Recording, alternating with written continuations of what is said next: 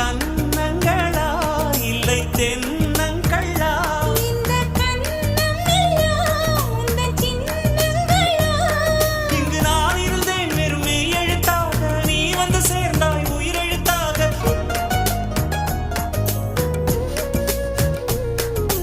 காதலேனும் தேர்வெழுதி காத்திருந்த மாணவன் நான். காதலேனும்